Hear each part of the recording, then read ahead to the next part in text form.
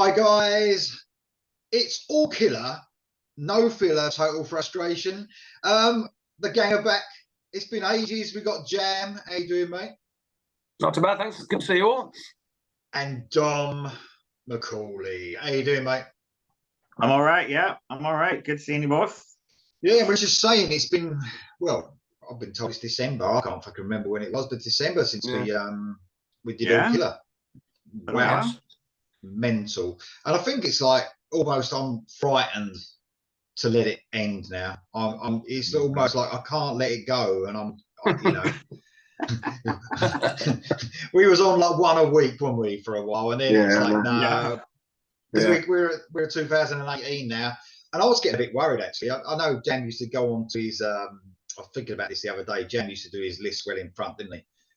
What's going to happen about 2020 when it was like music business? When are we going to have 12 songs? Are we going to have to do 5 songs? I don't know. No. We'll have plenty. Yeah. I think it was quite good actually, because I was listening to the radio a lot being off, so I've got lots of random songs that I can probably put on there from artists I've probably not really used before. So it's actually going to be quite good, I think, 2020. But we'll see. I haven't done that far. I've done 2019, but I haven't done 2020. Anyway, that's to come. But obviously after 2020, literally, I'm going to have a list of about 60 bands on each. But we're up to 2018. The rules of All Killer, No Filler, Total Frustration, for all those thousands of fans that are watching for the first time, is we pick a year. Obviously it's 2018 this year, so all the music comes from there. All the songs come off those albums from that year. We can't repeat albums on this list, and most importantly, the track listing has to match the original track listing of the release. So yeah, I'm ready to go if you guys are. We're up to 2018, which means it's Jam first. So track one, what you got? Okay. I've got a band we've not mentioned before, and a band I probably don't know anything about, really, to be honest. I really only like this song, and it's Parkway Drive, which I believe are Australian metalcore, I think. Pretty heavy. Obviously, a bit of distorted vocals on there. This is from that album Reverence, and the song is called Wishing Wells. And I can't tell you where I got it from. I think I just got the album because I think there were a lot of hype around them at the time. I think they've gone a bit downhill from what I've heard recently. But and I started listening to it, and this song just stuck with me. So I probably have heard the rest of the album. But I mean, the Wishing Wells is just a great song. It sort of starts. I think there's a video for it as well. It really heavy in parts, but it starts off quite mellow. It's just sort of a brutal song. It's got a slow acoustic intro and a spoken word bit, and then it starts growling and it speeds up, and then it's got clean, harsh vocals. Typical metalcore. But it's just a really, really good song, worth checking out. I think I sent it to you, Lee, but I didn't think you'd like it. But yeah, that's a good song, and it's just good. If I ever see them live, if they're playing at Download, for instance, I'll go and watch them just to see if they play this song. But I'll probably get into it if I listen to them more. But that's my track. They were pretty high on the lineup for a while, weren't they? Like when they played Download, they'd play like quite later. Yeah, I think they've gone downhill a bit, possibly, but we'll see. Yeah, people were hinting at them being like a headliner a little while ago. You know, the next big thing or whatever. I don't know. Are they not at Download this year? I don't know. I don't think so. Might be wrong. Well, we'll find out later because there's an announcement later, isn't there? There is a leaked poster gone out, but it probably actually is. It. No, there's a couple of things I like on it, but most of it, if it is true, I'm not that happy about it. But you know, Download's about the festival anyway, most of the time. But there's some good things about it, but not more of what I really wanted. But there you go. But you know, it's not right. Yeah, it could be a fake. It could be a fake.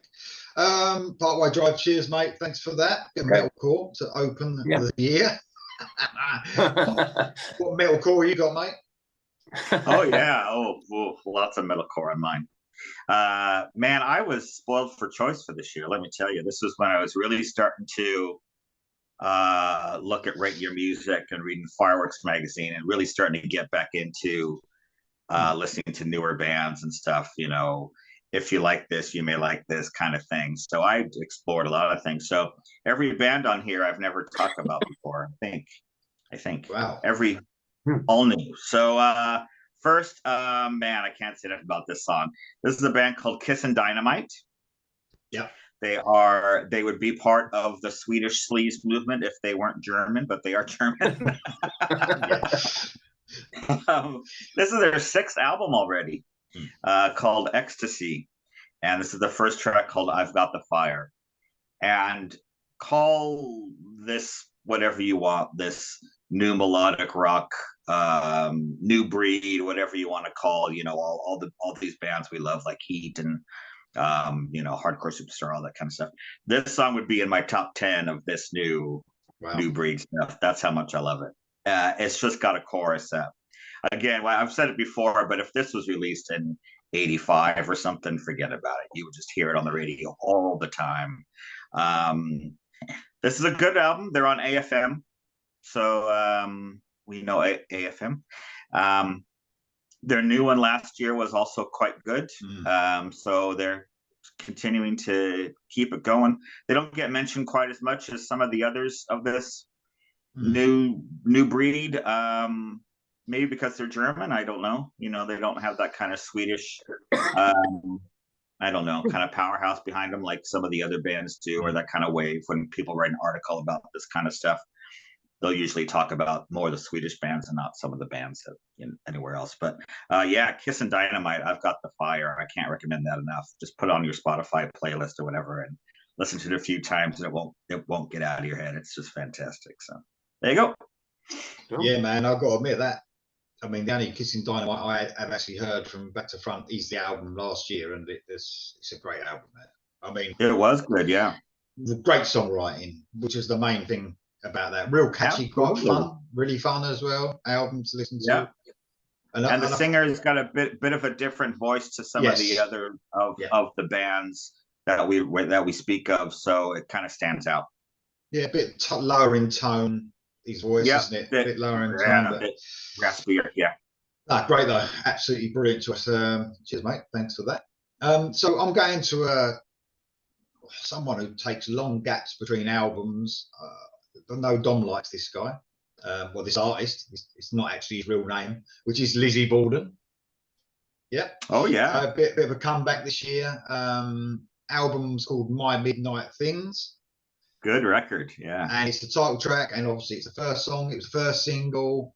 And I've just noticed, actually, I've written at the top of my list, which I'm really quite happy about. I didn't do this on purpose, but 7 American artists on my list, which is good. Oh, wow. I don't think I have. Oh, no, I have 1 or 2, maybe. Yeah, so it's like, you know, I always say it's a shame, isn't it? Because because when I was growing up in the 80s, it was all about America. Do you know what I mean? And there was the odd band like Scorpions that crept in. 5. You got 5. Wow. So yeah. So it's good, isn't it? Because sometimes I think America are a little bit behind with what's happening in Europe, but I think my list sort of proves that maybe it's different now. So so Midnight Things. It's a single. It was a strange sort of sounding song as well. It's not really straightforward as in Lizzie Borden's old stuff, which ain't a bad thing either, though. And like I said, there's big gaps, isn't there? It's only his seventh studio album, considering he started in the early 80s. But a very cool song and a great album, actually. Yeah, really like that record as well. Yeah, it's absolutely brilliant. So, I mean, I saw the video for the first time as well, because I was obviously getting the list together for this. It's a bit, I mean, not that it is now, but back then it would be okay. But I think it'll probably get cancelled quite soon. I'm quite surprised. It's only because he ain't well known, I suppose. But there's women with false tits and sellotape over their nipples and stuff. So yeah, you might want to check it out, guys. It's quite a good video. Oh, yeah. Those are some of Lizzie's midnight things, apparently. Yeah, I mean, he's always a bit strange, isn't he? He's always a bit obviously horror. The horror and sex thing go hand in hand with Lizzie Borden, don't they? Mm-hmm. But, it's a great video, but you might want to check that one out. But to be cancelled now, obviously this famous YouTube channel, is going to be saying it could get cancelled. So sorry, Lizzie, if I brought it into the public eye. Thanks a lot, Lee. Lizzie Borden, My Midnight Things, great track, great album. Track 2, guys, what you got? Okay, I've got slightly controversial, well, not for me, but I mean, Machine Head, but Catharsis. A lot of Machine Head fans hate this album. It was see them going in a bit more of a, I wouldn't say commercial, but more of a groove sort of just heavy album. I liked it. I wouldn't say all of it's good, but I really liked it. I picked the title track, which is track 2, obviously, Catharsis. I think there's a couple of really good songs. The Triple Beam, I think, is a great song. The song, I know you guys won't have it, so I can mention it, but the song Bastards is interesting. It's sort of like a Dropkick Murphys type, sort of Irish big type. I don't know, it's hard to describe. Right. But I like that song as well. You know, it doesn't say, yeah, exactly. It's Machine Head. It shouldn't sound like that, but yeah, I quite liked it. But anyway, the title track is it's quite good. It's got a slow intro and it's got an awesome riff on it. And it's got a mellow verse and then heavy bridges. It's really got a strange song structure to it. It doesn't really. It's quite long. So it's what 5-6 minutes long. It's just got different bits to it. It doesn't fit the all verse chorus, but not necessarily that Machine Head always do that. But it's definitely got a good ring to it. It's probably one of the better tracks on the album, and that's why I picked it. But yes, Machine Head Catharsis, and a lot of Machine Head fans hate it. So there you go. Well, fuck them. Yeah, I like when bands stretch out. You know, I like when they do different stuff. I don't know. I've heard he's going on tour with Pantera. Oh, cool. I was warning you up. Oh, sorry. Yeah. Oh, sorry, yeah. Maybe not. Yeah, it must be an inside joke. I don't know what you're talking about. Yeah, had a bit falling out. Yeah, bit of a problem with the white wine incident. Yes. Oh, right. Yeah. Anyway, thanks for that, mate. Fucking hell, I mean, even though that's a bit different, you've definitely got some heavy bands starting off there, Jam. So 1 and 2. Well, you got then Dom. That's you and Dam. You and Dom. Oh, it's like the couple together. Damn. Damn. There we go. We're like, Jay, I don't know. Whatever. Okay. Number 2 for me is a band called Fifth Angel. They are from Washington State. But there was 29 years between their first and second album. I remember their first album because it was on Sony, so it got quite a bit of promotion.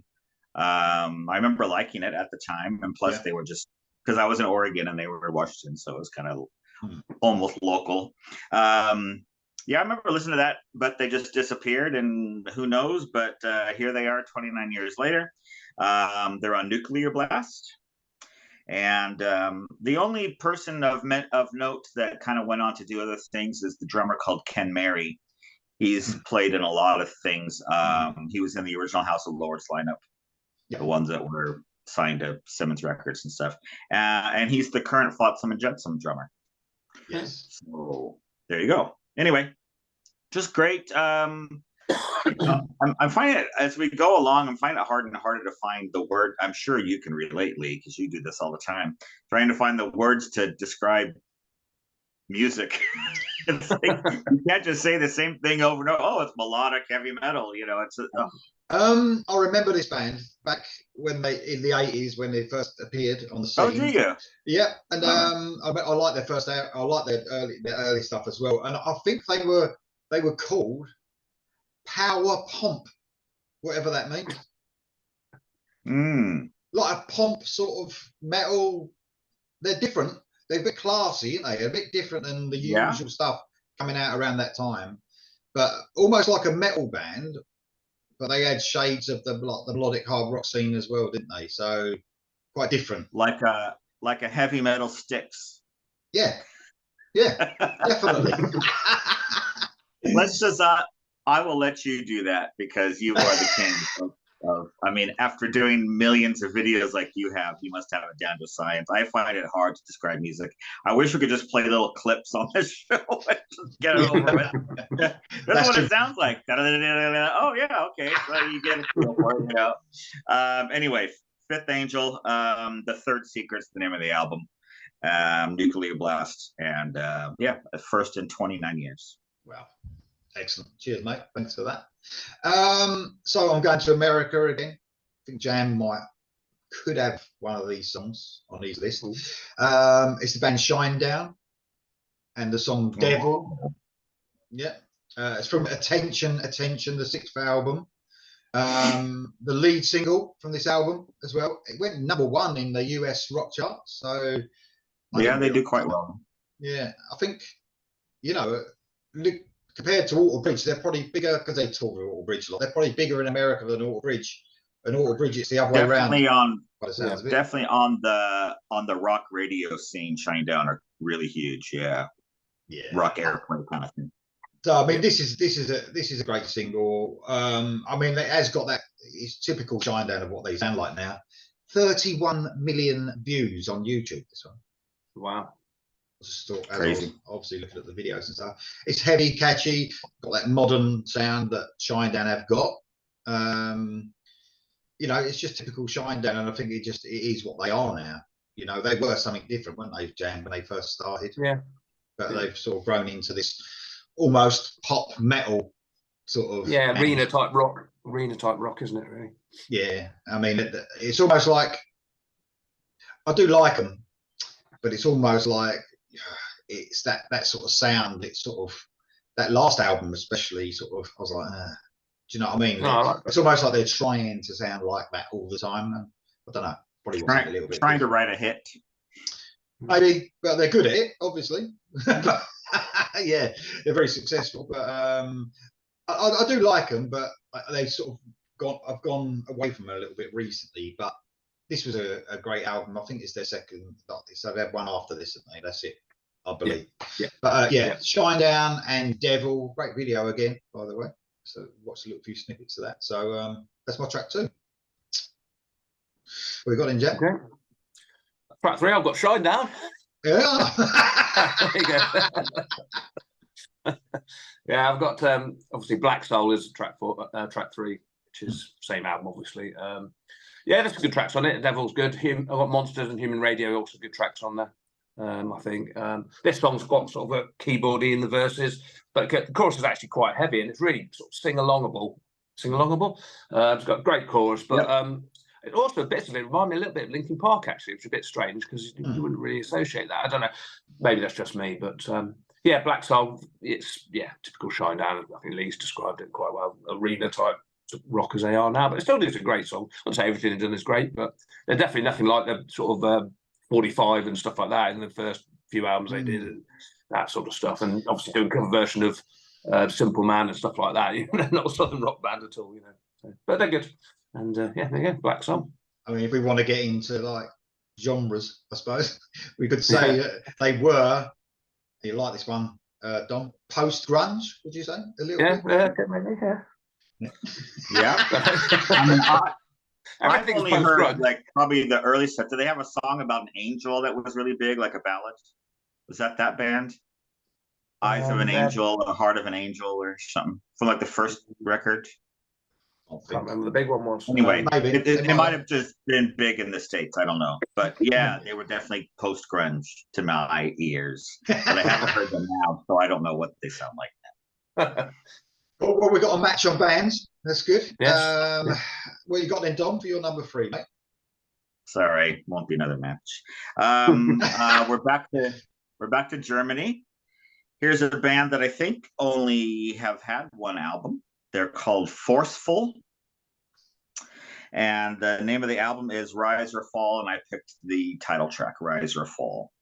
I'm not going to use the term power metal at all in this episode, so I'm going to describe it as good melodic heavy metal with a fast pace. But they do. The verses are pretty heavy, but then the chorus almost goes into like, this happens with a lot of bands on this list actually. Then the chorus goes into like a real melodic chorus, so it's kind of a very kind of aggressive, priesty kind of verses, but then go into these just fucking brilliant, almost AOR choruses. Fantastic.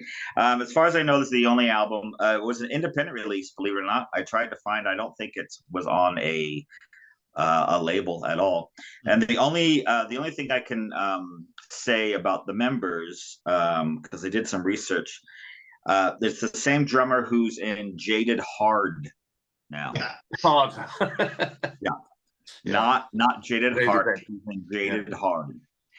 So that's the only like name that I could find that was kind of familiar, was Jaded Hard. But yeah, just a great. I don't know if they'll have another one. You know, it has been 5 years. Can you believe 2018 was 5 years ago? I know. That blew my mind. I know. It seems like it was just last year or something. Yeah, so it's been 5 years. Maybe it was just a project that fell apart. But good one and done album, if that's all it is. So Forceful, Rise or Fall. Excellent. Thanks, mate. Thanks for that. Okay, so I'll go into the UK for the next one. So British band. I actually saw them last year, and I've mentioned it near enough every fucking time I have an album out. It's FM, AOR band. They brought out Atomic Generation on this year. They're on Frontiers at the moment. This was their 11th album. You're right. Oh, bless you, Jack. I know. I mean, they're just so catchy. The catchy AOR. That's all I can describe it. Super smooth vocals from Steve Overland as usual. He's a busy man and all lately, lending his vocals to lots of different stuff. And they did actually play this when I went to see them. And you know what? Some songs, don't they? When you see a band live, they almost, once you've seen them live, you sort of latch onto the songs a little bit more. And this is one of them. Yeah, it's great British AOR, you know, from a 80s band that are still going strong now. Putting in a few crowds now. I see they're headlining a few smaller sort of festivals. They're doing something down the road from me this year in the summer. Like some there's like a living holiday park down the road that's doing a little festival, and they're headlining it, which is quite cool. Right? Yeah. So yeah, I don't know if I'm going to that yet. So all my money's going to go on download by the sounds of it, but still, be a shame it's down the road. But yeah, great band. Love FM. Just excellent AOR if you like a little bit of that. Consistent band. Oh yeah, oh for sure. I mean, they have got two sides to them, and they've got their bluesy side and their AOR side. I prefer their AOR side, you know. But yeah, a great band. Okay, that's track 3. Jam, track 4. Track 4. Well, I've got one that John might have on his list, actually, believe it or not. Wow. And it's an English artist, and that is Phil Campbell and the Bastard Sons. Really good record. I don't have it, but good. Yeah, okay. I really like this record. Yeah, it's Age of Obscurity is the album, his debut album, I believe, which is a bit strange because the year later released a solo album with just Phil Campbell, which I don't know if the Bastard Sons played on it or not, but anyway, that album's really good as well, so I'll talk about that next year, but probably. But this album, Age of Obscurity, track 4 is Gypsy Kiss, which is an absolute rocking track. This whole album is really, really good, sort of heavy, hard rock. Not really metal, I say, but really heavy hard rock, as you expect in the Motorhead vein. But the singer is one of his sons, I presume, is very, very good. Nothing like Lemmy, of course. It doesn't sound anything like Motorhead that way. It's just heavy rock. As Dom said, he's not got on here, but there's a couple of other good songs. Ringleader and Dropping the Needle are really good. But this song is Gypsy Kiss, is like a really fast, punky song. It's got excellent chorus. You'd like it, Leo. Well, I mean, I don't like punky stuff, but it's just great. It's got Stay Away, it's got F-U-C-K out, spelled out in it. It's got everything you need in a proper rock song, and it's like 2.5 minutes long. So there you go. Gypsy Kiss by Phil Campbell and Bastard Sons. Is the title? Yeah, you know. Sorry, go on, mate. The singer was not one of his sons. Oh, okay. And I was disappointed to hear that he's been fired now, just in the last few months. Or let go or something. I don't know. I don't know if they have replacement, but I thought that singer was quite good. It was really good, yeah. Yeah, so it's a shame. Apparently there must have been some. I did see him live a couple of times. They are good live as well. What's the song about? Is it actually about the slang, the Cockney? Because Gypsy Kiss stands for something else, doesn't it? For all you Americans watching, Gypsy Kiss in England is piss. Oh, I need to go for a Gypsy Kiss? Yeah. I'm not very good with my Cockney rhyming slang. Am I going fucking mad? I didn't know that one. I was thinking it was more of a headbutt. But... No, that's a Glasgow kiss. Yeah. Well, that's what I mean. That's why I was getting confused. Yeah. Well, I'm sure it is, but I'm sure that's not what the song's about. Anyway, is it actually about a gypsy's kiss, or taking a leak? It could be either. It doesn't matter. It could be. I'm off for a gypsy's kiss. Yeah. Anyway, Thanks for that, mate. Thank you very much. Yeah. Dom, what you got, mate, for your track for? You're too much. Yeah. Okay, we're on to one of my favorite bands of the last, say, 10 years. Well, maybe 5. Camelot with a K. Really like this band. They're quite heavy in places, almost modern metal, kind of almost down-tuned. But the singer is just the singer's almost an AOR singer, just really not even an AOR singer because he doesn't sing really high. He's like, Jam, Him, the band Him. Yeah, Vile Velour. He's kind of got that kind of lower register kind of voice over kind of a real metal-y sound. It just works for me. I think they're great. This is their 12th album, believe it or not. This is the Shadow Theory. Now, the band themselves are American, but the singer is Swedish, and he only came in on a couple albums before this. So that's when I think they kind of really started being great. That's when they got this new singer. His name's Tommy Karavik. And I've heard the albums before him, and they're good, but I think that's really when they took off was when he joined. So that was 2 albums before that. He joined on the 10th album. This is the 12th. He joined in 2012, and he's still with them now. There's new stuff out, I'm sure. New album this year, I think, mate. I saw a video. Yeah, I saw a video for the new track. I liked it.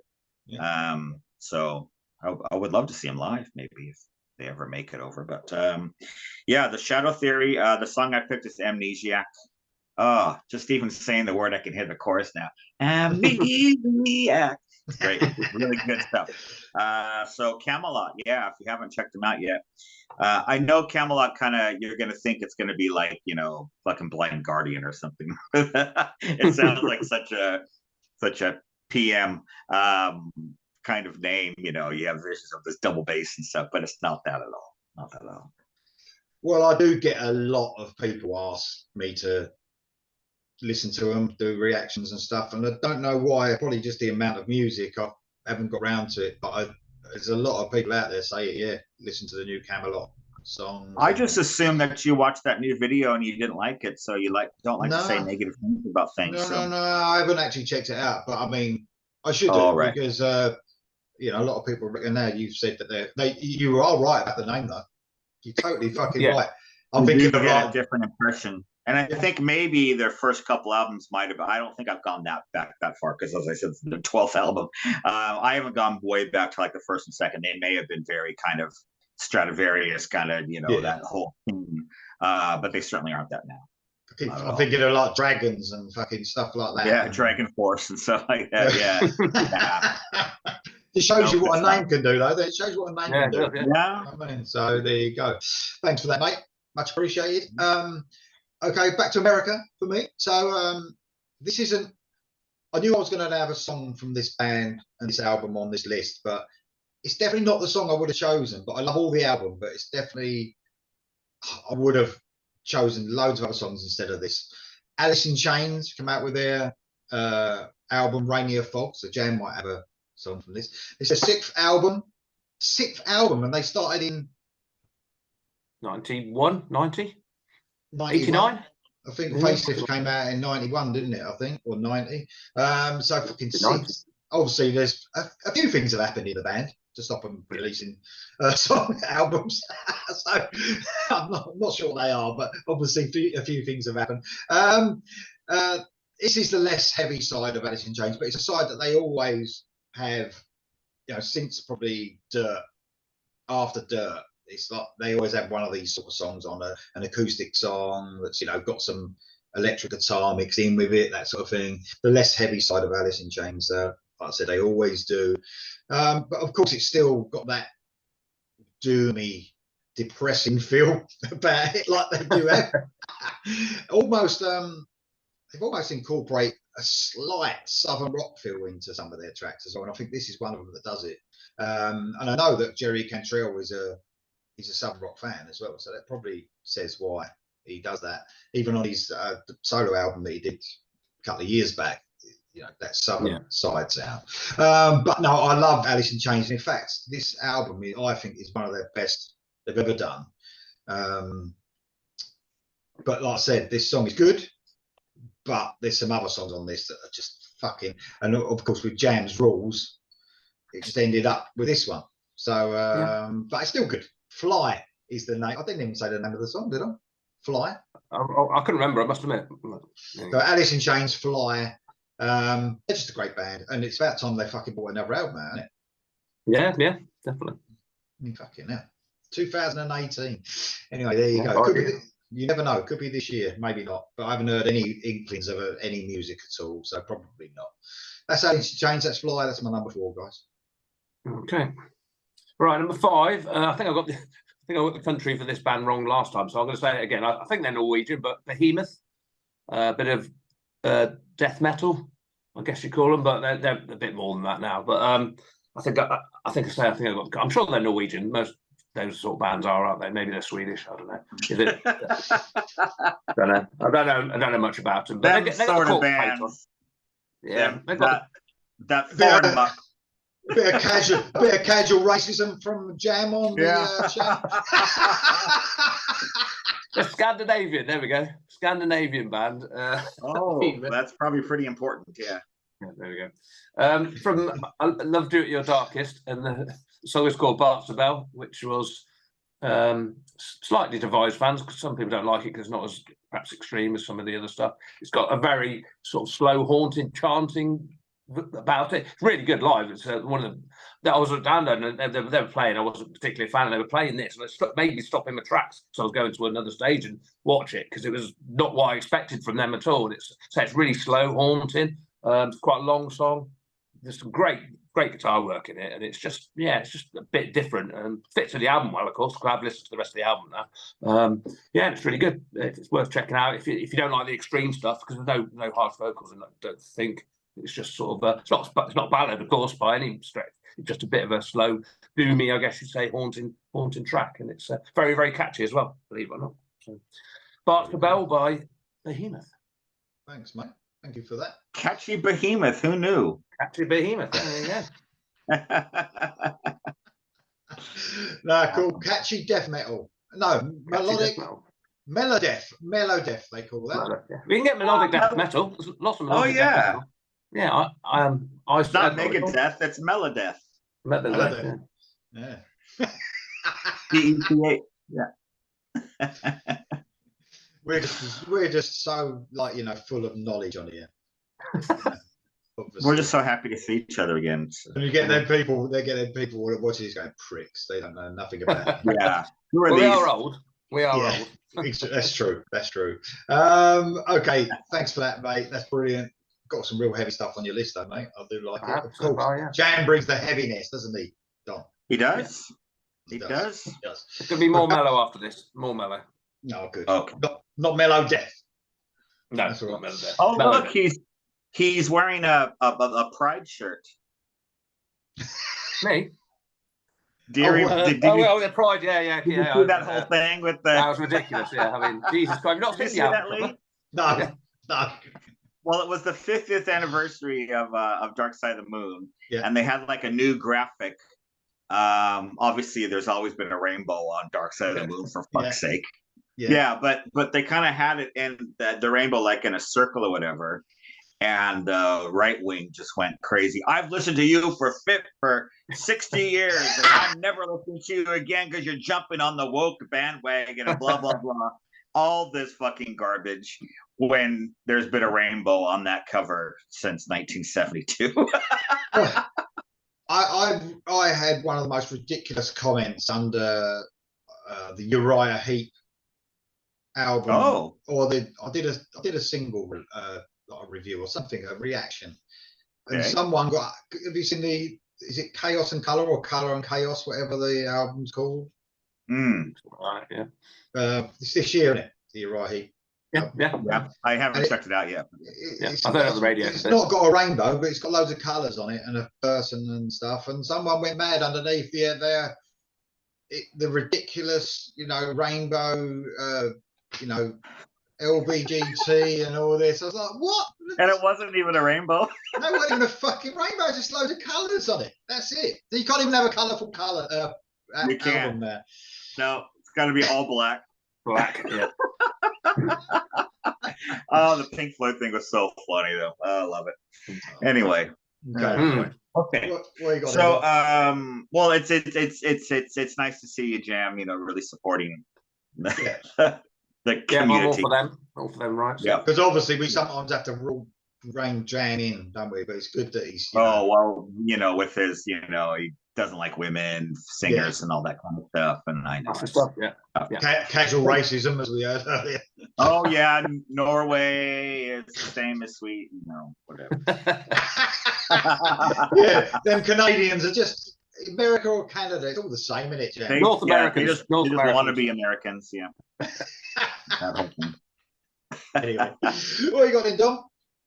For first-time viewers, we are just joking. Jam is none of those things. No. Just wanna... He's definitely not. Okay. We've got my favorite hard rock album of 2018. Oh. This is, they're from Norway. Sure. I swear to God they are.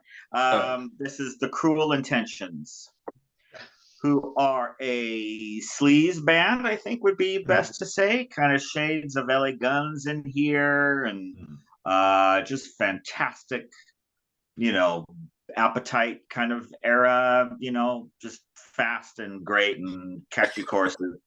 The song I picked is called Borderline Crazy, and the name of the album is No Sign of Relief.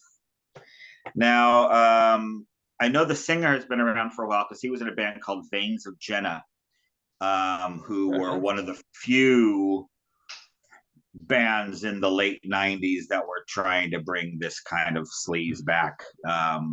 And there were some guys from Norway that actually moved to LA for a few years, hooked up with Stevie Rochelle from Tough, and actually got a bit going. But I think that's far and away just burns Veins Jenna, man. Fantastic album, front to back. I love every song.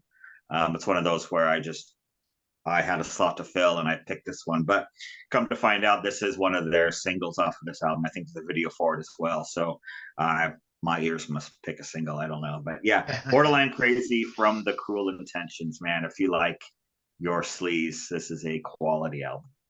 Singer's got one of those voices, isn't it? Love or hate it voices. And is it still the same singer? I guess, yeah. I mean, it's the same kind of like with Axl Rose and stuff. You either think it's great or you think it's really annoying, and don't know. But yeah, fantastic. Fits right in, to tell you the truth, with that sound of the band. I've heard a few songs, but the voice fits perfectly. So good one, mate. Thanks for that. So this next one is it's not included in my 7 American bands, but it's half American. Oh. So you've got Sweden and America coming together on this. It's wet because of the American, obviously, Jeff Scott Soto, and the Swedish Eric Martinson, one of my favorite artists ever. Of course, they brought out Earth Rage, which was their 3rd album. This song's called Urgent, not the Foreigner song. Nope. A fucking great song. I love the Foreigner song, by the way. But this is an also brilliant song. Just melodic, hard rock, just excellent the way Eric Martinson does it. Just hit after hit, and he's not hits because they don't make any money, obviously. Should have been hits. Should have been hits for sure. But probably my favourite song off the album. So where Jam's Rules fucked me up on Alice in Chains, they come together quite nicely on Urgent from Wet. So yeah, brilliant. I'd love to see. I know this ain't going to happen, but I've seen Eclipse once. But I'd love to see him like at a festival or something. And I know that won't happen because download ain't that sort of thing. But I'm just praying that they do go there and do something like a festival or something like that I go to. But brilliant. Love Eric Martinson and everything he does. And got a new album out this year.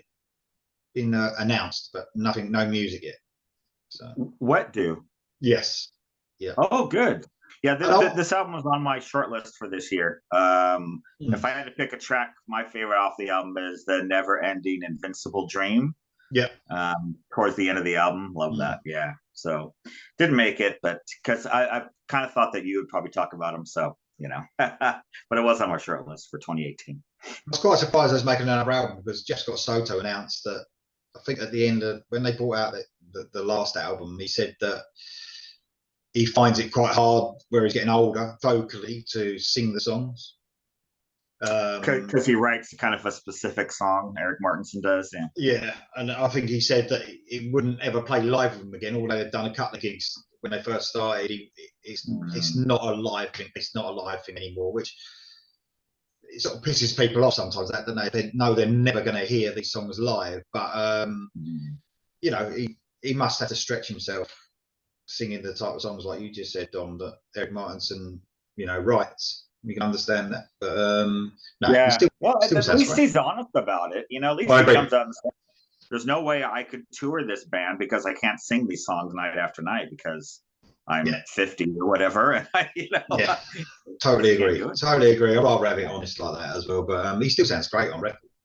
Obviously, in the studio, you can take a bit more time, can't you? Between breaths and fucking all that shit. So no, wet, urgent, fantastic. Okay. Jam. Okay, halfway point. I've got a band who've become absolutely massive and probably due to this album, and that is Ghost. Yeah. From the prequel album, of course. I think this is the one that probably blew up. The one before was quite big, and I think this is one where they went absolutely massive. They've got a knack of just writing the catchiest songs that sort of rock and metal fans can get into. But I mean, I think my brother said they were playing on Radio 2 the other day, which is ridiculous. You know, I know they're crossing everything now. I mean, this is Dance Macabre, tracks number 6. This is one of their biggest songs. It's got an awesome riff to start with, but then it just goes into the piano, doesn't it? And singing and sing along pop song. But you know, it's still great. You know, I really like him. I liked it from the start. I think. Yeah, I never imagined they'd become what they've become. And I think a lot of people who don't want to give them a chance. I know a few people who thought, no, I'm not going to listen to them. They sound too bad, and even they're converted now. You know, but I think there'll be a point where rock fans maybe give up on them. They perhaps go too much the other way. But we'll see. Perhaps they'll go heavier again. But, Dance Macabre by Ghost, and there's also a couple of other great tracks in there. Someone's at the door. Thank you, Dio.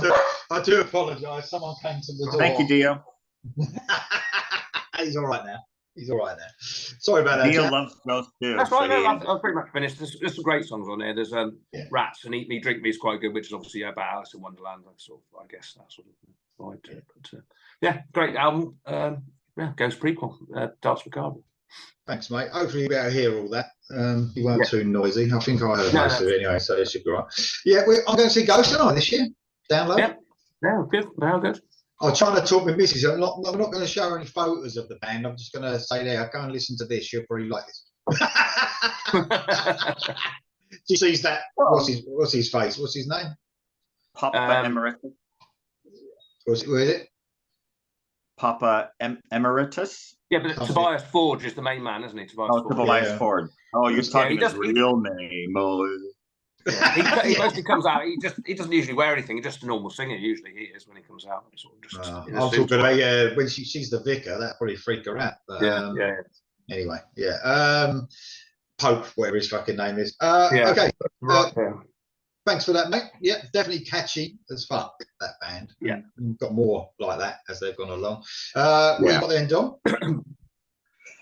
Okay, we have old timer here, but with one of his rare solo albums. This is the keyboardist Don Airey, who was in Rainbow, and then played with Ozzy around Diary of a Madman-ish era, and then has been in Deep Purple since John Lord left. So he's been in Deep Purple for about 20 years now. This is, as I say, kind of a rare solo album. It's called One of a Kind. The track I picked is Running Free, and the singer is somebody who I'm becoming a fast fan of, and his name is Carl Sentence. Now, I kind of knew him. He was the only one to perform on a Crocus album who isn't Mark Strachey, an album in the 90s. I think I may have covered it on here at the time. And he's the current singer for Nazareth. And their last album was in my top 20 albums of last year. Doing really good stuff with Nazareth. And here he is on this Don Airey solo album as well. I can't describe this again. The verses are very kind of Deep Purple-ish, ish. But the chorus comes in and it's just smooth ARR, man. It's just fantastic. It just takes you away on a sailboat somewhere. It's just fantastic. On a yacht, so Don. Take you away on a yacht. yacht rock. Yes, yacht rock. It's just brilliant. It's just great song. Again, man, this would have sounded so good on the radio in 1985. Just great stuff. So yeah, Don Airey doesn't make too many solo albums because he's busy with Purple, obviously. But this is a good one. So one of a kind. Very cool. Cheers, mate. Thanks for that. So no surprise on this one. I've got to get one of their songs in. They brought an album out this year, Striper. The song's called The Valley. It's from their 12th studio album. Now, this was a bit controversial, this album. Oh, the cover and stuff? Well, no, it was called Goddamn Evil. So some fans, Christian fans, took offense to it. Taking the Lord's name in vain there. Yes, saying there should have been a comma after God, so it was God damn evil instead of Goddamn Evil. Even got banned from Walmart. Oh, God. Wow. Because you can buy a gun though. You're right, you can get a gun, but you can't buy an album. Yeah, exactly. So yeah, wouldn't even put it on the shelves at Walmart.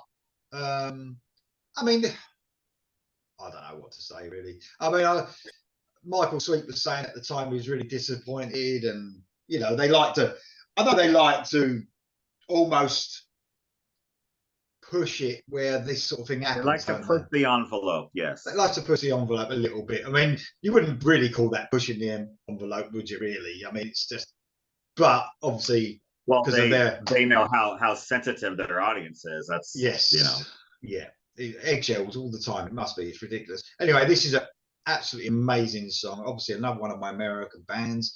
It's a fan favorite as well. They play it live all the time. Just sums up what they are now as a great band. Love it. One of my favorite Striper songs of the modern era. So absolutely brilliant. Striper, The Valley, great video as well. Check it out. Goddamn evil. No, God. Damn evil. Oh yeah. Damn evil. All right. Yeah. To hell with the devil, wasn't it? When even though they was pushing the devil into hell, it was banned, the cover. Yeah, they said hell. Terrible. Oh my God. Even the devil believes. Again, hockey sticks. They got in a bit of trouble because of even the devil believes. It's just, oh God. Anyway, next track 7. Yeah. Okay. Couldn't be further away from it. Track 7, English band, Massive Wagons, on their second or third album, Full Nelson it's called. This is Back to the Stack, which is an absolute classic, written about Rick Parfitt, and it's in a heavier version of Status Quo song. Basically, it's just an awesome song. Quite often, even though it's probably their most famous song, they quite often open with it. And it's just so catchy, all about Rick. Obviously, you've got to raise your glass to Rick and all this in the song. It's just brilliant. If you've never heard it, you like a bit of boogie rock, fun rock and roll that Massive Wagons are. They're not a joke band by any means, not proper band, but this song is great. Back to the Stack, all about Rick. Great other songs on there as well. Some great songs called Ratio is on there, and Billy Balloonhead and stuff like that. Some live favourites they play now, and they're still going strong. And new album out, was it last year? Could have been this year. And I should be going to see them later in the year because they're always great live. So worth seeing, worth checking out. A lot of bit of Status Quo as well, early stuff, which is good. Yeah. I like this album as well. This was on a short list of mine. Well, there wasn't a very short list for this year; it was a long list, but it was on there. Yeah, very cool. Thanks for that, mate. Okay, Tom, what you got, mate? What's your track 7? Okay, I've got a band. They're an American band, but with kind of a famous guitar player. This is called DC4. Name of the album is Atomic Highway. And the track I picked is One and Only. And as I said, they're an LA band, but they've got a famous guitar. Believe it or not, this is their 5th album, by the way. DC4. 5 albums, and no one's ever heard of him. The guitar player is Rowan Robertson, who was the young 19-year-old that Dio picked for Lock Up the Wolves. You remember that? There was a big hubbub when he picked this young gun. And after that album and tour, he just kind of disappeared. Well, here he is, and he's playing rock and roll. I won't say DC4 is a Dio ripoff. I mean, it's more along maybe Motorhead lines. It's more kind of, for want of a better term, biker rock, I guess, kind of. But still heavy and melodic and great. Really enjoy this album. I've never gone back to listen to any of their others, shamefully. I should. But yeah, DC4, if you haven't heard of them, check them out. And if you ever wonder where Rowan Robertson went, here he is. They always turn up somewhere, mate. They always turn up somewhere. Yeah. Thanks for that, mate. Okay, my track 7. I'm going to the band called Animal Drive. They're not actually together anymore. A lot of that has probably got something to do with Frontiers. So Dino Chalusic, one of the best metal singers around at the moment. In fact, he's just recorded the new album with Joel Hoekstra, 13, which is Joel Hoekstra's band. He's the lead singer of that album coming out this year, I believe.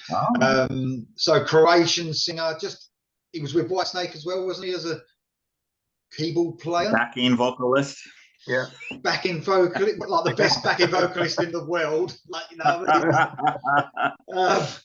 Obviously, now, like I said, now they've split up. I think he had some problems with Frontiers after this, and then there was some legal battle going on as well with them. He's the same guy that sings with Dirty Shirley as well, right? With George Lynch. That's right. Yeah, that was under Frontiers as well. But I don't know what happened, why they all fell out, and then Dino Chalusic brought out some music without them, and then they took it off of YouTube and all sorts of shit going on. I read a review. I read an interview with George Lynch recently. That's why this is fresh in my mind, that he wants to make another Dirty Shirley album, but again, there's some sort of. He said he doesn't really know what happens, but it's some sort of contract. I think maybe had signed a contract with another label before he started doing stuff for Frontiers, and they've come back and said no, he should be on this. I don't know, but I mean, you want what you do when these classic. Even Yorny now, like he's getting older, isn't he? You know, he's probably coming towards. So we're not only just getting, not only got covered out retiring. I'm not saying Yorny's anywhere near retiring, but he's like a classic, metal vocalist. He's got grey in his beard, Yeah. And so now you got like people like this, and I think we need people like this to keep like classic rock and metal going, And what I like about him as well, this guy Dino Chalusic, is because he's really a lot of the rock and metal artists, and they're not always reachable, are they? Like social media and stuff like that. This guy is like, he literally, I always, like, if I do any reviews or reactions, I'll send them to the artist all the time, and he actually sends voice messages back to me, and I'm like, oh, that's fucking so cool. Do you know what I mean? So he near enough does it immediately. And you just think, they must be busy, these guys, mustn't they? But and that I really like that, the fact that some artists are like that, and so that's a plus point for me as well. Dino Chalusic, Animal Drive. So it's a great album.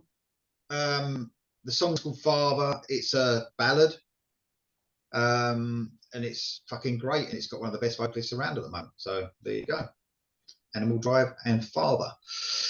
Cool. Okay, guys, track 8. Track 8. Okay, I've got a final English band. I would say Don would have this, but as he said, he's got whole new bands on it. Every song was it?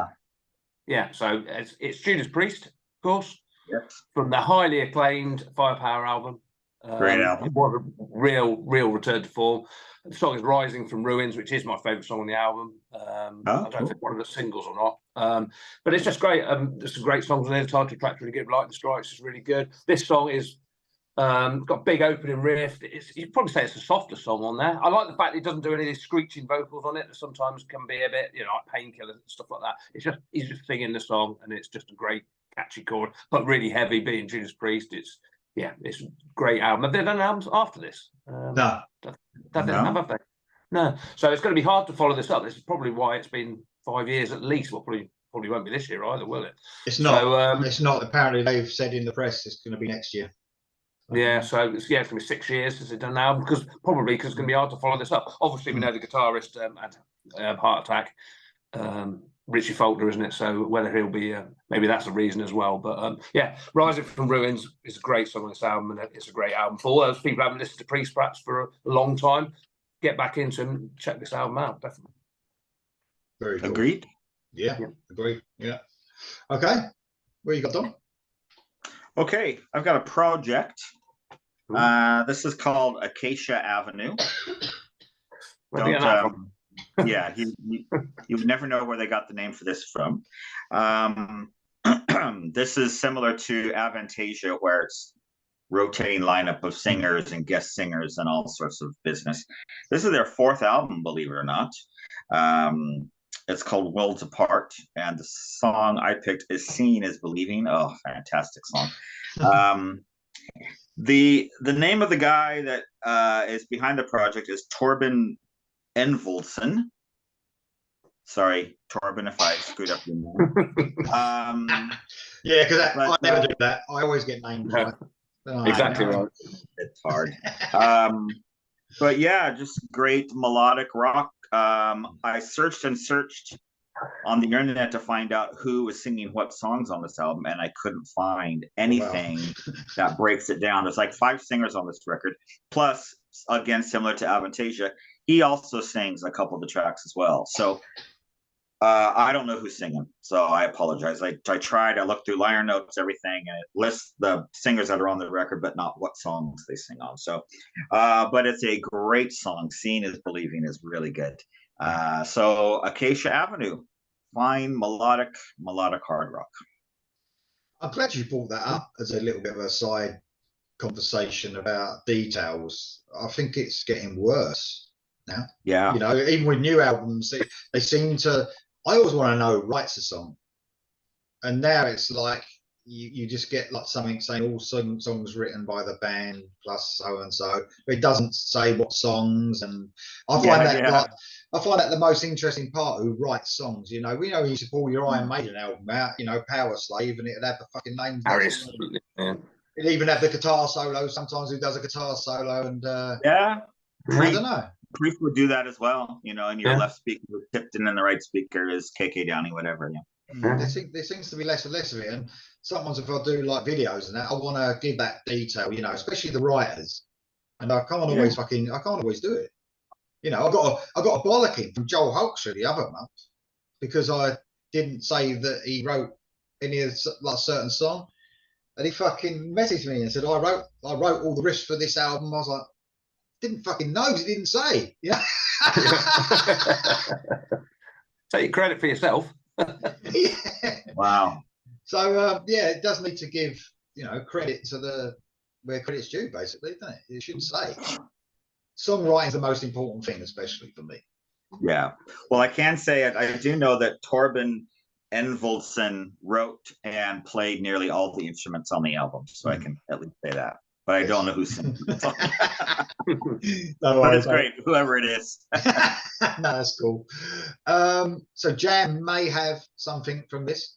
It's the brilliant Tremonti from a Dying Machine album, which was actually a concept album. Although musically, I know, because I would say about concept albums, you sort of know when you listen to songs from a concept album, it sounds like a concept, and it's like almost like a musical or a play, the way it's sung and the way the songs are. But this is very far from it. The first, you know, this album, every song is outstanding on its own, really, just like the other albums are from Tremonti. So yeah, the album's called The Dying Machine. The song's called The First, The Last, probably one of the catchiest songs that Tremonti's ever written. I can't believe it wasn't a single. I tried to look up, you know, how successful it was as a single, and there was like 4 songs released off the album, and this weren't one of them. It used to be like, that's got to be a single, but it actually wasn't.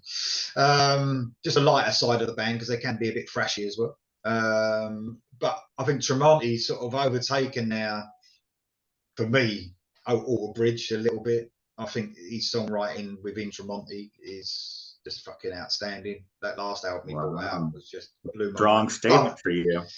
Yeah, I love Bridge, I really do. And the last album was even a return to form from, but I think Tremonti, I don't know, he's on his own now. He's just, some of the songs he writes are fucking brilliant. But yeah, another American artist, obviously. Tremonti, the first, the last. Very fucking catchy. There you go. My track 8. Right, track 9. Yeah, I'm America all the way now for me. This is one that Lee mentioned earlier. America all the way, Oh, yeah! Go USA! USA! Anyway. It's quite rare for us, actually. My British flag shirt. We're mostly in Sweden, aren't we, all the time? Yeah, that's true. Yeah, that's true. true. Visit there a lot.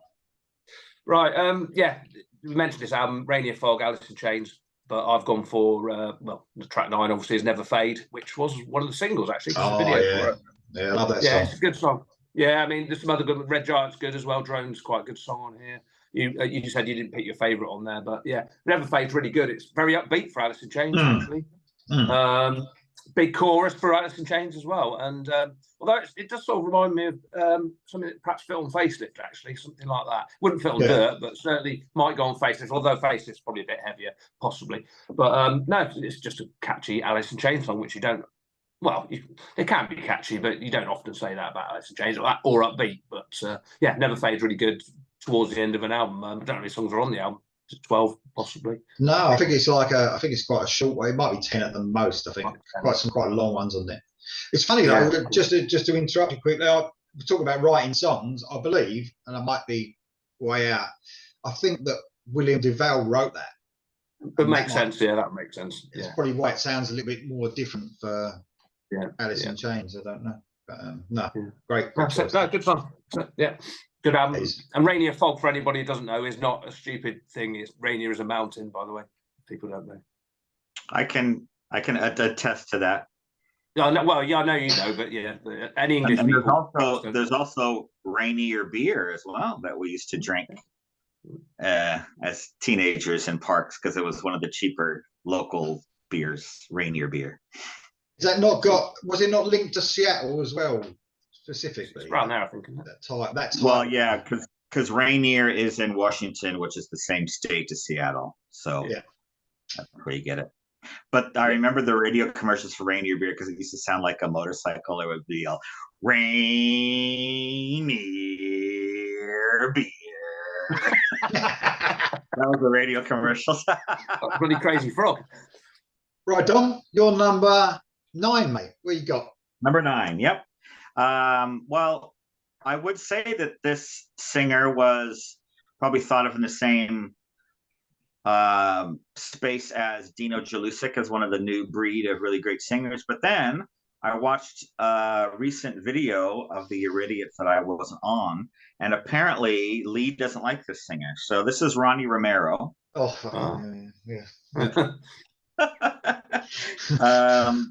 Name of the band is Lords of Black.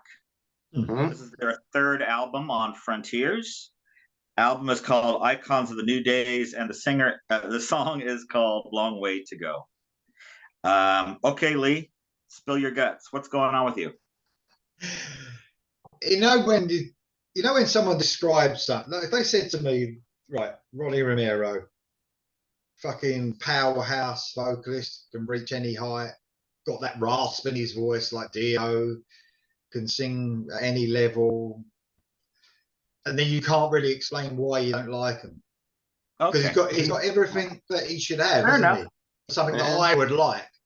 I think it's his tone. He's almost got a sharp, sort of shouty tone to his voice. Okay, fair enough. Nothing to do with him personally. I wouldn't ever. I know he's on everything, which some of these artists are, and they but they have to make their money. But that's he's on stuff with Magnus Carlsen, and he's on. Yeah, I know he don't do much with Rainbow. Obviously, they don't do fuck all, do they?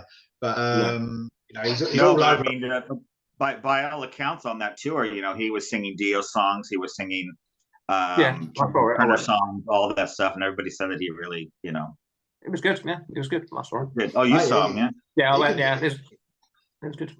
He can sing anything, obviously, can't he? But no, it's just weird, isn't it? It's a bit like me and Halford, I suppose, isn't it? Everyone loves Halford, don't they? But it's something about his voice that I don't really like for some reason. Yeah. I can't really explain myself that way. So anyway, Lords of Black is a great record. They really are a good band. Like if you like your kind of just trad heavy metal, really, I would say Lords of Black is great. As I said, it's their third album on Frontiers. We're on Your Meadows, a Spanish singer who we've kind of said he's been around the block and done a ton of projects and things like that, but this is like his full-time band, I guess. So Lords of Black, long way to go. Cool. Thanks, mate. Thank you for that. Okay, so I'm going to a cover version. Whoa. Well, I'm going to Sweden, so I've got to, make it a little bit. So on this year, this was their last album, actually, the Poodles. And I know Poodles. Yes, the Poodles. So they bought an album out called Prisma. Yeah. So I'll tell you what I do like, and Yorny does this. I like it when they do songs that are not rock and metal songs. Yeah. And I wasn't a particular fan of this song, not for the singer being a woman. Nothing to do with that. But No.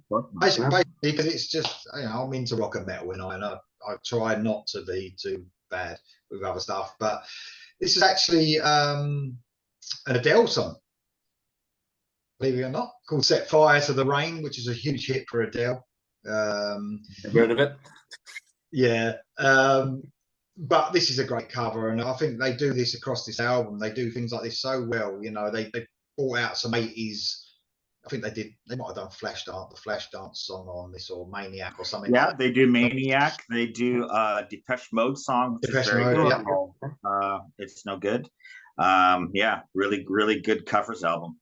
Because I don't really want to listen to them doing a Europe song, because or a Rainbow song. I want to hear them doing pop songs and turning into something different, and that's exactly what they did, the Poodles, on this album. Yeah, it's really enjoyable listen. When I say, I think they're split up now, because if you go to Wiki, I was looking up about this album, it says were a band. Yeah. Yeah, they have called it quits, but I think this was kind of a fun way to go out. So yeah. The Poodles set fire to the rain. Yeah, that one. All right. James, like, what the fuck are you talking about? Anyway, don't know any Adele songs. Luckily, I never listened to them. Don't know anything about it. That's it. The Poodles Set Fire to the Rain cover. If you haven't heard it, and you've put off because it's maybe an Adele song, it's well worth it. Great song. Yeah, I would recommend the whole album. I think they really do a good job on a lot of these, as you say, not traditional rock songs. Yes, completely. Right, we're up to track 10. Track 10. What you got, Dan? Okay, I've got a singer we talk about a lot, but this isn't really particularly heavy rock, and that's Miles Kennedy's solo album, his debut solo album, Year of the Tiger. Now, I wasn't going to get this because I heard it was acoustic and sort of Americana, not really my sort of thing, but he announced he was doing a tour of the UK, and he was playing in Nottingham, up the road, in a little small place called the Rescue Rooms. And I thought, well, you know what, I'll go and see him, because he might play some Alter Bridge as well. You don't know, and he might play some other stuff, which he did actually. So I thought, well, I better listen to the album as well. So we got the album, and I think the album came out a week before we were due to see him. And just coincidentally, we were going on holiday that week, so we went on holiday. And basically, the whole week we were just playing this album.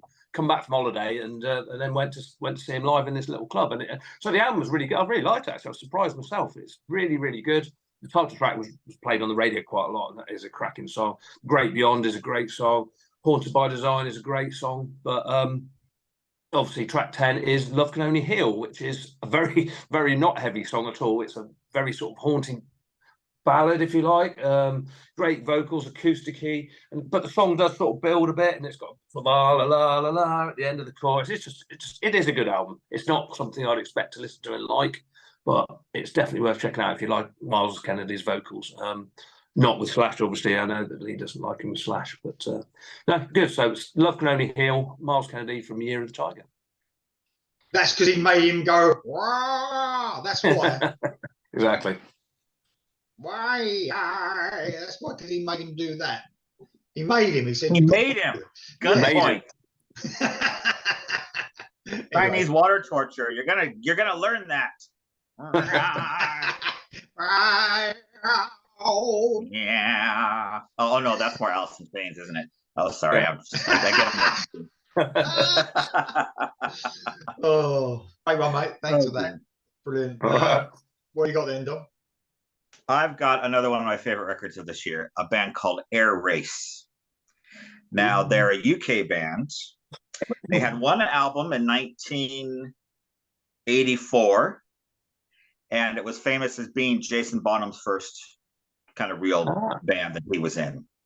I remember the name at the time. I remember reading about them in Kerrang and stuff. So I remember that name, Air Race.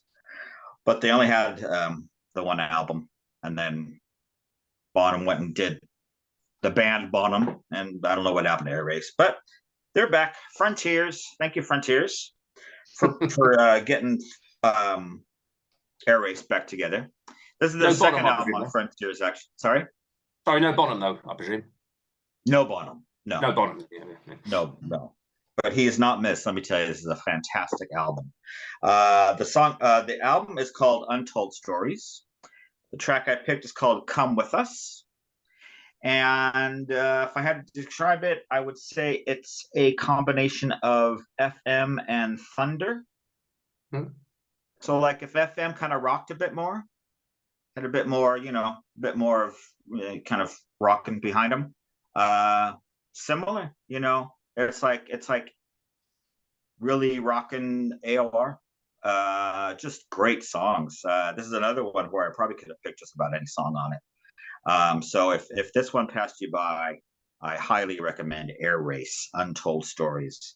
I wish there was another one, but I don't think they've had the record since this. So I don't know. But come on, Frontiers, kick them up the arse.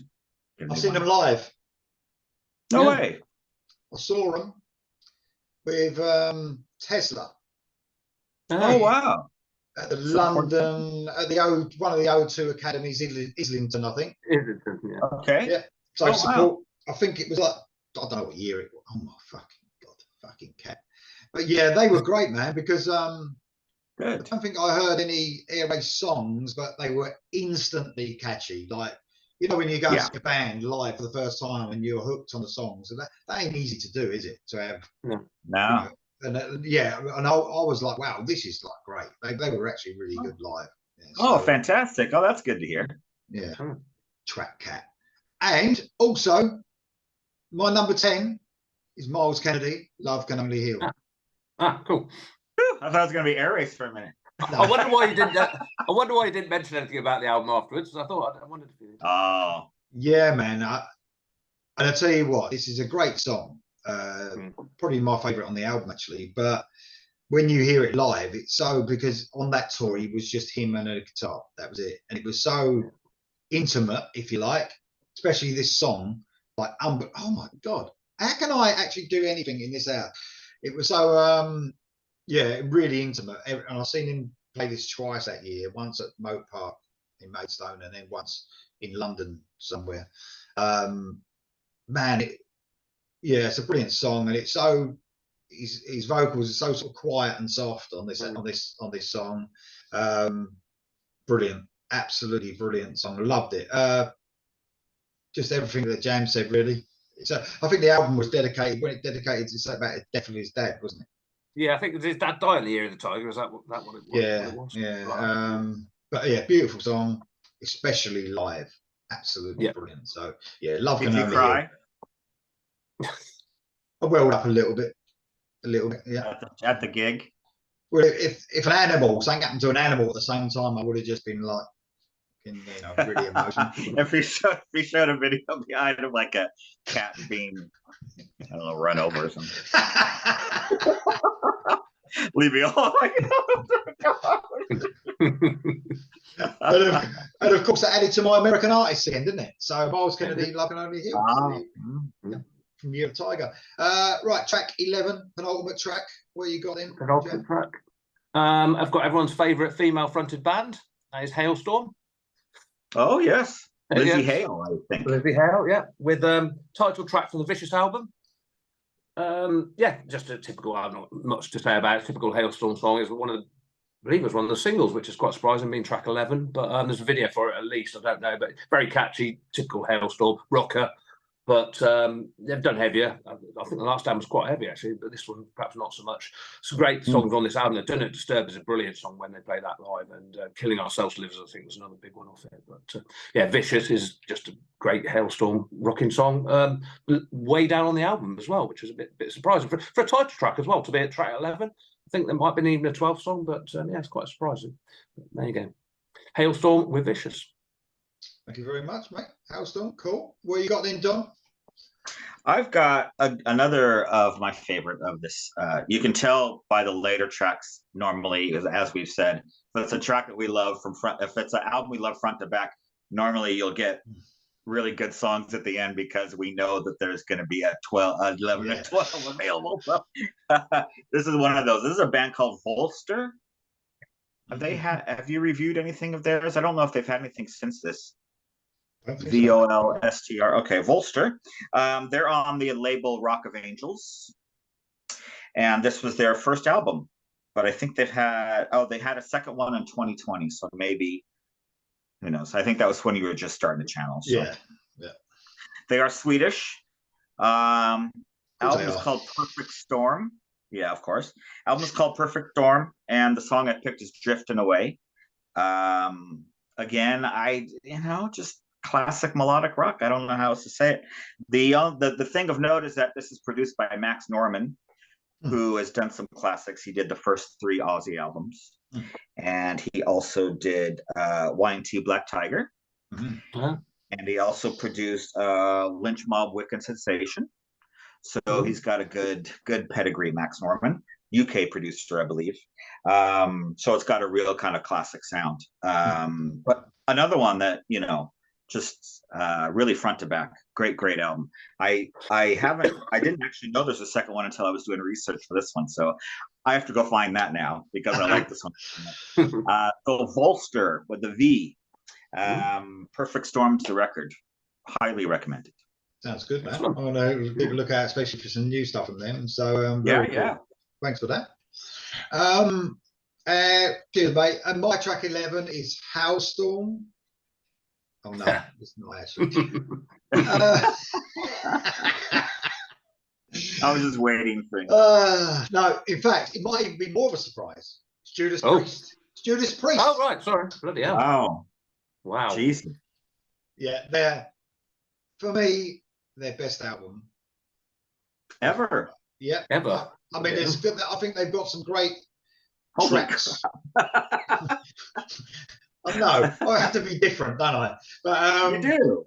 I think there's some great tracks on other albums for sure, on those classic albums. And although it's sort of, I'm sort of not a Halford or Priest fan totally.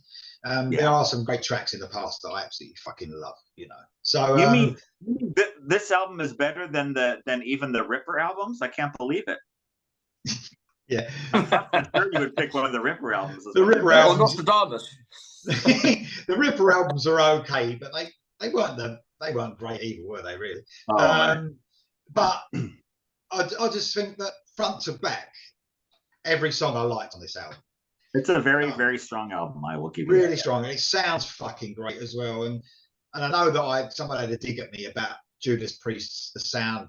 I had a bit of a dig about their production once because it just sounds shit compared to other bands. Even back then, there was some good production on some bands' albums, weren't there? Even way back in the 80s, there was some. You hear some production now, you think, fucking hell, that sounds great. I always found Judas Priest sounded sort of tinny. I think it was done on purpose, almost a raw sort of feel to it. But I think on this album, it really sounds like fucking great. It's obviously the producer of the Accept albums, isn't it? The one who's in the band for Judas Priest as well. Andy Sneap, is that right? Sneap, yeah. Andy Sneap. So I know he's got a certain sound to his albums, and people are almost having a dig about that now, that every Andy Sneap album sounds the same. So you can't fucking win. But I think it sounds great. The guitars are nice and heavy. It sounds nice and fucking polished. I think Rob Halford sounds fucking great. Yeah, he does. He actually does. Well, I think the difference maybe for you is that Halford's one of those singers that knows his age limits now. Yes. So he's not attempting to sing songs that he can't sing live. Yeah. So he's going for a lower register, and that's probably what you like more. Yeah, it probably is. It probably is. And I think the sound of the album, the mix of the album gives it that less tinny feel on his vocals as well. I think he has that tinny sort of sound in the album. So, sticking up for Rob Halford, the best vocalist in the world in heavy metal ever. Not in my opinion, but I actually really like this album. Got right into this album, and this is Traitor's Gate. This is Traitor's Gate, the 18th album. Fucking hell. Epic metal track, nearly 6 minutes long. I could have, and to tell you the truth, I like this album that much. I could have chosen any track because, like I said, every Holy track. cow! I'm not saying it's my album of the year, but for me, you like every track. That's really something. Yeah. For me, it stuck out as like when you don't skip a track, that's a good album. So there you go. Very good. I think that this album may be responsible for putting the seed in your brain to start a heavy metal channel. That's what I'm going to say. Yeah, why not? Yeah. No, I'm actually really looking forward to the new album. I'm hoping it is along. I know they could be a bit up and down, can't they, Priest, in their catalogue? They can release like fucking, I don't know, Painkiller 1 minute and then I am Nostradamus. Yeah, and I'm hoping that they go along the same sort of lines as this album. I'm sure they will because this is really successful. I'm sure they won't go and do something stupid. But there you go. So you just want a carbon copy of Firepower, basically. That's what you're saying. Yeah, near enough. Considering I thought it was their best album. Yeah. Anyway, that's Judas Priest. That's Traitor's Gate off of Firepower. Track 12, guys. The last track. Oh boy. Okay. Well, as you predicted, I've got Tremonti song for track 12. And it is from a Dying Machine, obviously mentioned earlier, and it's Take You With Me, which is it's a great. I'll tell you what, it's a strange one. This is a strange one. Another one of those ones where they play on Planet Rock randomly, like that AC/DC song. They play this quite a lot. This is where I really heard it most. I haven't listened to all the Tremonti stuff, and this song, I don't even know if it was a single, but for some reason Planet Rock play it, and it's just got me. I just love it. Take You With Me. It's just a great song. Sing along, fast paced. I don't think he even plays it live particularly. I think I saw the set list because I missed him at Download last year because it clashed with someone else I was watching. I saw about 2 songs, and I don't think he played it then. So I'm not sure it's a big fan favourite or anything, but I really like it. Take You With Me. It's probably one of my favourite tracks he's done. So probably because I've heard it on the radio quite a lot. I guess that's probably why. But it was a single. Track 12. It was straight in. So there you go. It was a single, mate. Okay. Right, fair enough. It's almost got a. I shouldn't even like the song, but I do. It's almost got like a. It's almost got like a punky, modern punk sort of sound to the beginning of it. Yeah.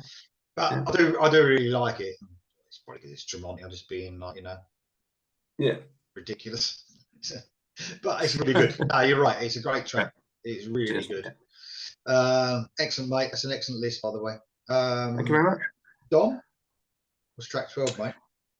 Yeah, track 12. We're flying to Greece. How's that? Take you on a holiday to Greece. This is a band called Out Loud. All one word, Out Loud. Another very strong album, obviously, by their number 12 placing. You can tell that I like just about every track on the album. They formed in 2008. This is their 4th album. And they are also on Rock of Angels record label. Song I picked is Fight On, which is a great anthem. And the name of the album is Virtual Hero Society. Out Loud. I didn't even know they were Greek until I did some research. They don't sound Greek, whatever that means. No, they don't. You're right. They don't. No. They're great band. Have you heard this then, Lee? Or you know the band?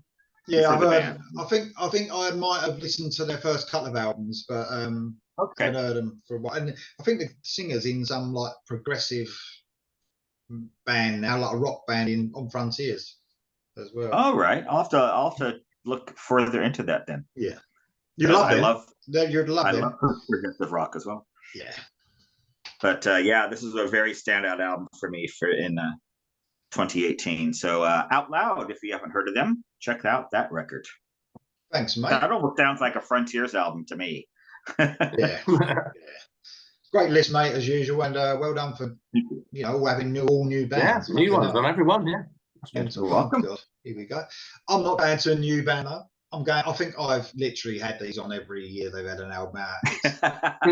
a bit of southern rock from America. It's one of Dom's. Yeah, Dom loves them because of the black in the title, like black cherry berry smoke. That's it.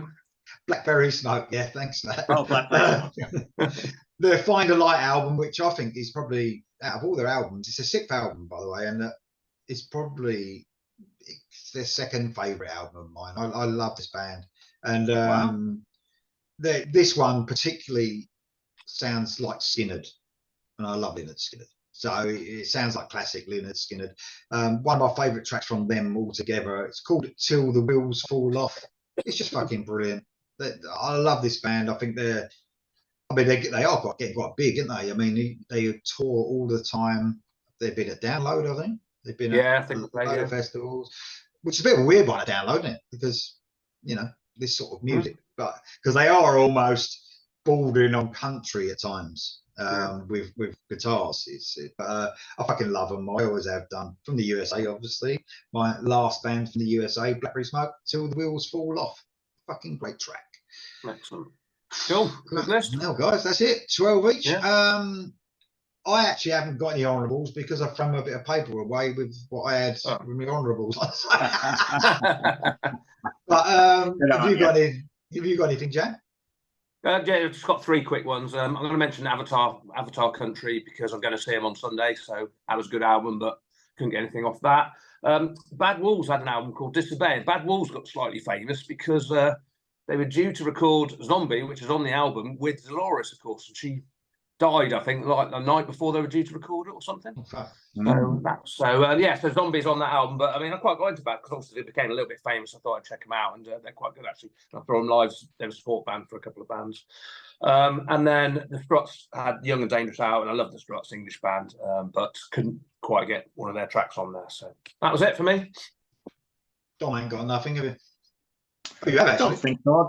I'll just mention Nightfly Orchestra. I didn't put them on because I was trying to put in new names. But yeah, Nightfly Orchestra had probably their best album this year called Sometimes the World Ain't Enough. And if you've watched this program before, you know how much I love them. My favorite band in the last 10 years, probably. And if I had to pick one album to recommend to somebody hearing them for the first time, it would be the one from 2018, Sometimes the World Ain't Enough. Just fantastic, just the best melodic AOR hard rock, shades of Toto, shades of Foreigner, shades of ELO, just a great thing. So if you've never heard Nightfly Orchestra, that is the place to start. Their 4th album, Sometimes the World Ain't Enough. Very cool. Cheers, mate. Thanks for that. Thanks to both of you. It's been a great show as usual. Loads of fun. I'm not sure when we're going to do the next one because, like I said, I don't really want to let go of all killer no filler. So in December. Yeah. See, it's simply but I'm sure we're going to catch up with some other things anyway. So guys, it's been a pleasure having you on as usual. Till next time. Yeah. Cheers. Goddamn evil.